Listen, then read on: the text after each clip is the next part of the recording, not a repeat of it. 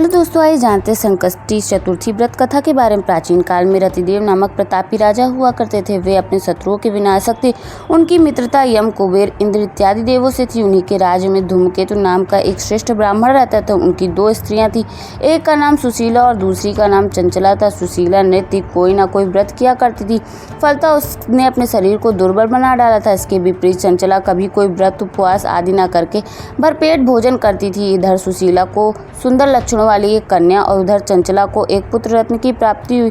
यह देखकर चंचला बारंबार सुशीला को ताना देने लगी, अरे सुशीला, तूने इतना व्रत उपवास करके शरीर को जर्जर बना डाला, फिर भी एक कृषिकाय कन्या को जन्म दिया। मुझे देख, मैं कभी व्रत इत्यादि के चक्कर में ना पड़कर हष्ट पुष्ट बनी हुई हूँ। वैसे ही बालक को जन्म दिया। अपने सौत का व्यंग बाण सुशीला के हृदय में चुभने लगा।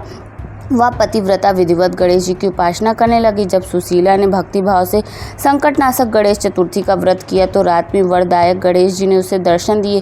श्री गणेश जी ने कहा, हे सुशीला, तेरी आराधना से हम अत्यधिक संतुष्ट हैं। मैं तुम्हें वरदान दे रहा हूँ, तेरी कन्या के मुख से निरंतर मोती और मूंगा प्रवाहित होते रहेंगे। हे कल्याणकारी, इससे तुझे सदा प्रसन्नता रहेगी। हे सुशीला, तुझे वेद शास्त्र वेता का पुत्र भी होगा। इस प्रकार का वरदान देकर गणेश जी वहाँ से अंतर ध्यान हो गए।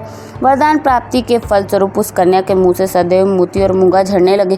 कुछ दिनों के बाद सुशीला को एक पुत्र रत्न की प्राप्ति हुई। तदनंतर धूमकेतु का स्वर्गवास हो गया। उनकी मृत्यु के उपरांत चंचला घर का सारा धन लेकर दूसरे घर में जाकर रहने लगी, परंतु सुशीला पति गृह में रहकर पुत्र और पुत्री का पालन पोषण करने लगी। अपनी कन्या के मुंह से मोती मूंगा गिरने के फलस्वरूप सुशीला के पास अल्प समय में बहुत सा धन एकत्रित हो गया। इस कारण चंचला उससे ईर्ष्या करने लगी। एक दिन हत्या करने के उद्देश्य से चंचला ने सुशीला की कन्या को कुएं में ढकेल दिया। उस कुएं में गणेश जी ने उसकी रक्षा की और बालिका को सकुशल अपनी माता के पास लौटा दिया। उस बालिका को जीवित देखकर चंचला का मन उद्गनित हो उठा। वह सोचने लगी, जिसकी रक्षा ईश्वर करता है उसे कौन मार सकता है। इधर सुशीला अपनी पुत्री को पुनः प्राप्त कर प्रसन्न हो गई। पुत्री को छाती से लगाकर उसने कहा, श्री गणेश जी ने तुझे पुनः जीवन दान दिया। नाथों के नाथ गणेश जी हैं। चंचला आकर उसके पैरों में नतमस्तक हुई। उसे देखकर सुशीला के आश्चर्य का ठिकाना ना रहा। चंचला हाथ जोड़कर कहने लगी, आप मेरे अपराधों को क्षमा कीजिए। आप दयावती हैं। जिसके रक्षक देवता होते हैं उसका मानव क्या बिगाड़ सकता है। जिसके बाद चंचला ने भी उस कष्ट निवारक, पूर्णदायक, संकट नाशक व्रत गणेश जी का किया।